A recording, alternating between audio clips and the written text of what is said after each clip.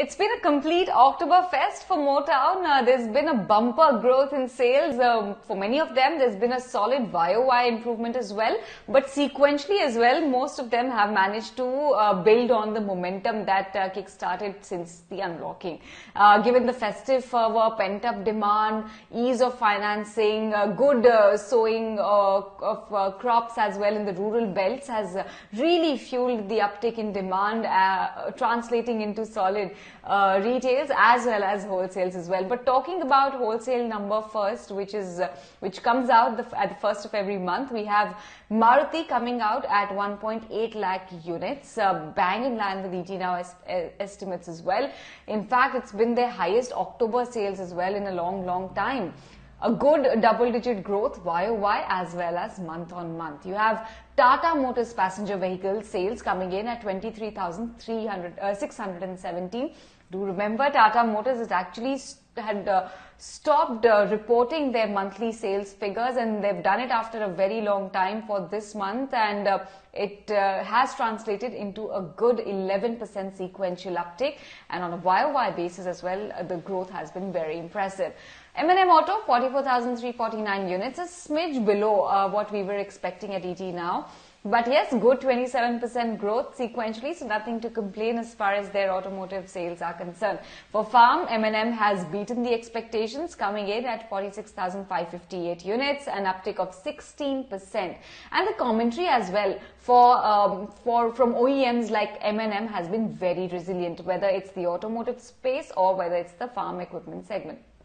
For automotive, they continue to iron out the supply situation. They're looking at ramping up their production as well, and they do believe that going into Diwali-Dhanteras period, going into the peak festive season, the sales are likely to sustain. The momentum is likely to sustain. Similar sentiment echoed by the management of Escorts as well. In fact, Escorts has said that demand had outpaced supply in the quarter gone by. Of course, this is a part of the comments that they've given after the Q2 numbers, but largely for sales figures for October as well, the commentary and the projections going into November have also been quite upbeat.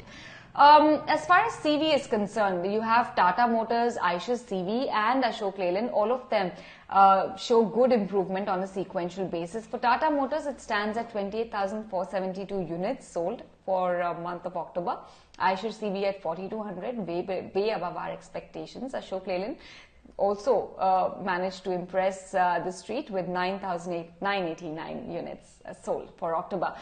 Two-wheelers, well, barring Royal Enfield, I believe all of them have managed to meet expectations. Royal Enfield, ET Now poll was estimating 75,000 units. What they've delivered is 66,891. But nevertheless, a good 17% improvement month on month.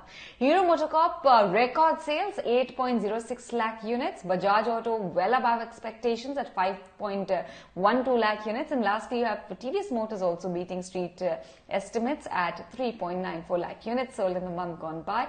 So really nothing to complain. The momentum clearly continues going into November as well. Many OEMs are ramping up their production because they're optimistic on strong sales for November as well.